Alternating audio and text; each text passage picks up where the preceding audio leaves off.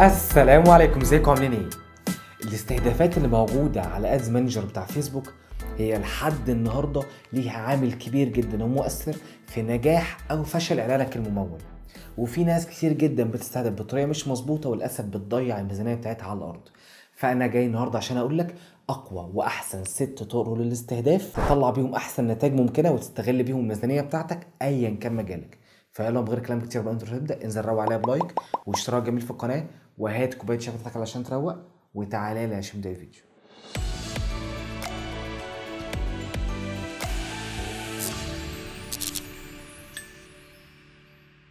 بص يا سيدي، لما تخش على مدير الاعلانات عندك نبدا هنا نضغط على زرار انشاء علشان نخش على طول على حته الاستهداف عشان اوريك اقوى 6 استهدافات تبدا تستخدمهم. وليكن نخش مثلا على حمله زي حمله التفاعل، ونضغط بعد كده على زرار المتابعه، بعد كده نضغط على حمله يدويه، نضغط على زرار المتابعه تاني، وبعد كده الزرار التالي، ونبدا ننزل هنا علشان نخش على المكان اللي احنا عايزين فيه نبدا نعدل الاستهداف بتاعنا. اهو الجمهور باستخدام ادفانتج بلس، نضغط على زرار اقتراح جمهور، وخد بالك ان الجمهور ده باستخدام ادفانتج علشان احنا في حاجه من الاستهدافات هنبدا نستخدم الجمهور الاصلي. فنضغط على زرار اقتراح جمهور اختياري، وتبدا انت براحتك، دي ماليش دخل فيها، حته العمر وحته الجندر ذكر ولا انثى مش دعوه بيها، انا هنا بس الاستهداف. احنا هنبني شغلنا على 4 حاجات، 4 استهدافات اساسيه، ومنهم هنطلع 2 فرعين، يبقى كده عندك 6 استهدافات. اول استهداف فيهم وهو يبقى استهداف واسع شويه، بيستهدف اي حد بيهتم بالشراء اونلاين او فيسبوك مصنفه ان هو مهتم بالبراندات الموجوده اونلاين وممكن ياخد اجراء شراء اونلاين سواء خدمه او منتج. الفئه دي اللي احنا هنستهدفها هي مهتمه بحاجه اسمها الاونلاين شوبينج ريتيل او البيع بالتجزئه. فنبدا نضغط هنا نكتب اونلاين شوبينج ونشوف اللي هيظهر لنا. فلما كتبت اونلاين شوبينج هتلاقي لي الترجمه بتاعتها اللي هي تسوق على الانترنت بيع بالتجزئه، دي اللي انا هختارها. يبقى انت عندك اول استهداف، اول مجموعه اعلانيه احنا كنا قايلين في فيديوهات قبل كده، وهسيب لك فيديو مهم جدا بيتكلم عن طريقه عمل حمله اعلانيه بقى من اولها لاخرها بالتفصيل تحت في صندوق الوصف، فيديو طويل شويه بس فيه كل حاجه مش هحتاج اكتر منه يعني. المهم احنا في الحته دي احنا هنعمل مجموعه اعلانيه هنسميها الاونلاين شوبينج ريتيل، او الناس اللي مهتمين بالبيع على او التسوق على الانترنت بالتجزئه. تمام؟ وخد بالك ان هي كانت ايه، كانت ادفانتج انا كنت قايل لك. الادفانتج دي بتدي لفيسبوك ميزه ان هو يبقى عنده اريحيه انه يشغل الذكاء الاصطناعي بتاعه على الاستهداف اللي انا عامله. تمام؟ هل ده دايما بيشتغل بصوره كويسه؟ لا، مش دايما بيشتغل بصوره كويسه، خصوصا لو الاكونت بتاعك لسه جديد ومعلهوش داتا كفايه تخلي الذكاء الاصطناعي يعرف يستخدمها فيطلع لك نتائج كويسه. فعلشان كده انا دايما بميل ان انا اخلي مجموعه اعلانيه اخلي الفيسبوك فيها يستخدم الذكاء الاصطناعي بتاعه شويه زائد الاستهدافات اللي انا هحطها له، ومجموعه اعلانيه تانية اخليه ما يشغلش فيها دماغه خالص. زي ما هقول لك زي ما هتعمل، ما تجودش من نفسك بمعنى اصح يعني. فعلشان كده انا هسمي هنا المجموعه الاعلانيه دي هسميها اونلاين ادفانتج بالشكل اللي انت شايفه ده. تمام؟ وبعد كده اجي في ال3 نقط اللي في الجنب دول اعمل لها تكرار، يعني كاني بعمل لها كوبي هي بالشكل ده، فطلعت لي هي ما فيهاش اي تغيير بس جنبها كلمه نسخه. واقول له هنا بدل ما هي ادفانتج، يعني لما تطلع هنا هتلاقيها باستخدام جمهور ادفانتج، اقول له لا خليها لي جمهور اصلي، استخدام الجمهور الاصلي. اقول له ما تشغلش مخك في المجموعه الاعلانيه دي. تمام؟ وغير اسمها كده بقى، خليها ايه، اوريجينال. تمام؟ اوريجينال اودينس او جمهور اصلي. يبقى احنا كده عندنا ايه، دول اول استهدافين. طيب تاني استهدافين بقى، هقوم جاي هنا في الحته اللي انا حاطط فيها الاستهداف ده اللي هو بتاع الاونلاين شوبينج، وابدا احط الاستهدافات العاديه اللي انا بحطها. وليكن لو انا مثلا ببيع ملابس فانا هبدا اكتب كلوذنج، وابدا اكتب مثلا مينز كلوز، اكتب تي شيرت، اكتب مثلا لو عندك بالعربي اكتب بنطلون ممكن تطلع لك. المهم اقصد الاستهدافات اللي انت بتستهدفها عادي. كام استهداف؟ من 3 ل4 استهدافات، 5 بالكتير جدا، ما تزودش عن كده. ده كده اسمه استهداف تفصيلي، انت بتفصل لفيسبوك الاستهداف بتاعك انت عامله عايزه ازاي. تمام؟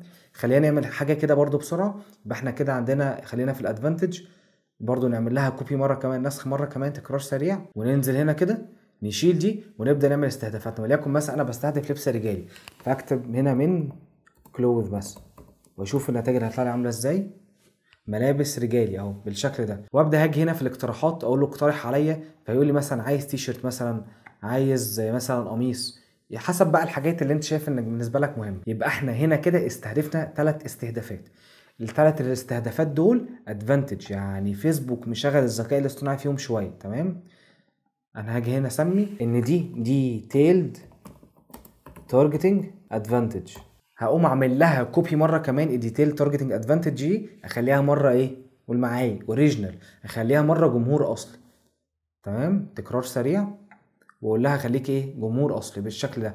ده الجمهور اللي فيسبوك هيستهدف زي ما انا قايل له بالظبط، من غير ما يشغل الذكاء الاصطناعي بتاعه في حاجه.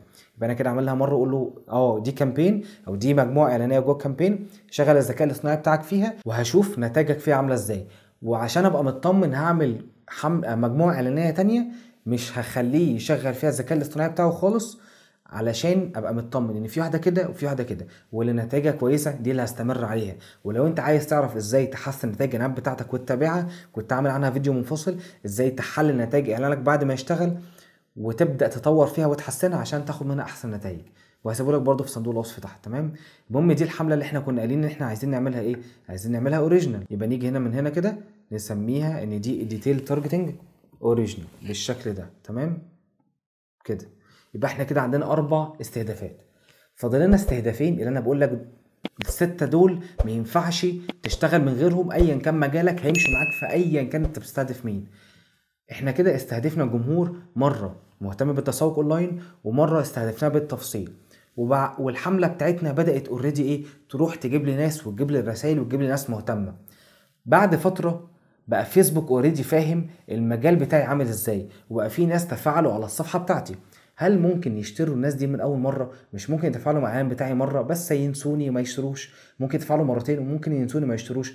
في احتماليه ان هم لو شافوني مرتين 3 يشتروا؟ طبعا في احتماليه كبيره جدا، والاحتماليه الكبيره جدا دي انا ما ينفعش اضيعها من ايديا. ودي هعمل لها مجموعه اعلانيه منفصله اسمها مجموعه اعاده الاستهداف، او حاجه اسمها الري تارجتنج. بعملها عن طريق حاجه اسمها كاستم اودينس او جمهور مخصص. الجمهور المخصص ده انا كنت برضه عامل له فيديو، انا معلش عمال اقول لك فيديو، بس ده فعلا هي كلها حاجات بتكمل بعضها، وبرضه هسيبه لك تحت صندوق الوصف، هعرفك فيه ازاي تعمله لان انا هستخدمه على طول. تمام، الجمهور المخصص ده يعني نبذه سريعه عنه كده، انا بجيب الجمهور، بقول للفيسبوك والجمهور اللي تفاعل مع الاعلان بتاعي قبل كده او مع الصفحه بتاعتي قبل كده، وجه له الاعلان ده. انا هعمل اعلان اوجهه للجمهور اللي تفاعل معايا قبل كده، لان هم ممكن لو شافوا اعلاني مره كانوا مهتمين بس ما اشتروش، لما يشوفوني تاني يقوموا مشترين. اهميه الجمهور المخصص ده او الجمهور المعاد استهدافه انه تقريبا بحد ادنى بيجيب لي 50% من المبيعات، والبادجت اللي بصرفها عليه بتبقى صغيره جدا. يعني انا لو هصرف على الجمهور اللي هنا مثلا في الديتيل تارجتنج او في الاستهداف التفصيلي وليكن $100، فانا في الجمهور المخصص او اللي انا بعيد استهدافه ده ممكن اصرف $30 $25، بتبقى تقريبا من 20 ل 30% من حجم الميزانيه الاصليه اللي انا صرفتها على الجمهور الكبير. فهي بتصرف عليها ميزانيه صغيره جدا بس بتجيب لي نتائج كبيره جدا، لان اوريدي الجمهور اللي انا استهدفته ده اصلا جمهور شايفني قبل كده، فاحتماليه الشراء عنده بتبقى عاليه. فانا في الحته دي هبدا استهدف الجمهور اللي انا استهدفته قبل كده. هعملها ازاي؟ هجيب الجمهور اللي انا اوريدي تم انشائه في الفيديو اللي انت هتشوفه من تحت، وتيجي هنا كده هضغط على الزرار ده اقول له اعمل لي حمله اعلانيه، انشاء مجموعه اعلانيه، وابدا انزل تحت هنا كده واضغط على زرار اقتراح جمهور اختياري، وهتلاقي هنا في كلمه اسمها جماهير مخصصه اللي هي الكاستم اودينس او الجماهير المخصصه اللي كنت لسه بقول لك عليها. اول ما اضغط هنا كده هيبدا هو يطلع لي على طول الجمهور اللي انا انشاته قبل كده اللي هو اسمه كاستم اودينس. انزل شوف الفيديو من تحت عشان تعرف انا ازاي عملت الجمهور ده. تمام، اضغط عليه كده. انا هستهدف ناس اوريدي كانوا شافوا اعلاني قبل كده او تفاعلوا مع صفحتي قبل كده، فالاعلان اللي انا هعمله دلوقتي هيروح لهم على طول. تمام كده، ودي كده كانت خامس حاجه في الاستهداف. اخر حاجه رقم 6 وهي مهمه جدا وما ينفعش تتنازل عنها، وهي حاجه اسمها الجمهور المشابه. ايه بقى الجمهور المشابه ده؟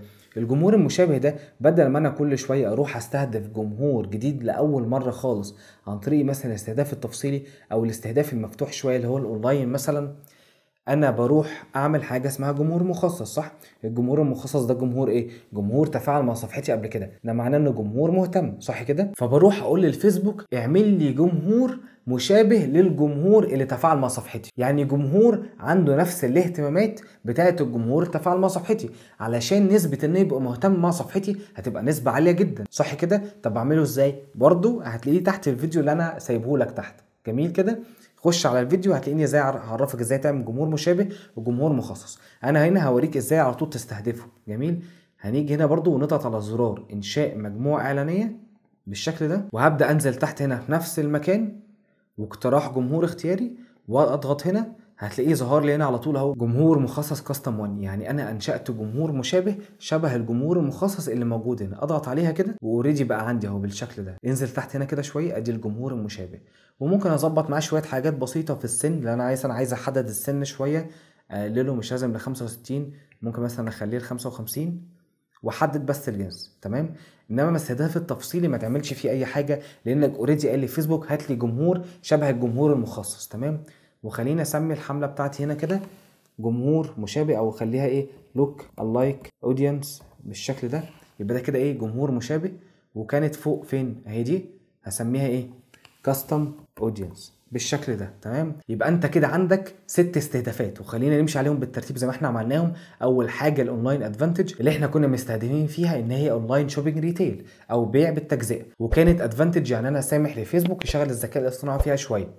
وبعد كده عملنا منها نسخ وعملنا بنفس الاستهداف بتاعها خليناها اوريجينال.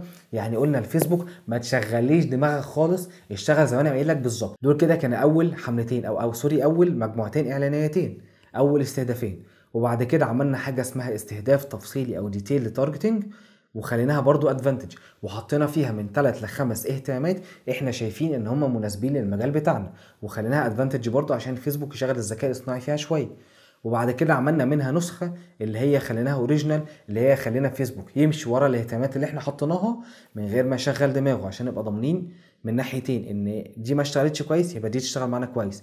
يبقى كده معانا 4 اهتمامات اساسيه او 4 استهدافات اساسيه. وبعد كده قمنا عاملين كاستم اودينس او اللي هو الجمهور المخصص، اللي هو الجمهور اللي تفاعل مع الصفحه بتاعتنا قبل كده، عشان بتبقى احتماليه ان احنا نجيب منه نتائج بتبقى عاليه جدا وبندفع فيه ميزانيه بسيطه. وده كان استهداف رقم 5. وبعد كده قمنا عاملين من الكاستم اودينس ده او الجمهور المخصص ده انشأنا منه جمهور مشابه ليه، جمهور شبه الجمهور اللي تفاعل مع الصفحه بتاعتنا، وعملنا منه مجموعه اعلانيه رقم 6 اللي هو اللوكال لايك اودينس جمهور مشابه.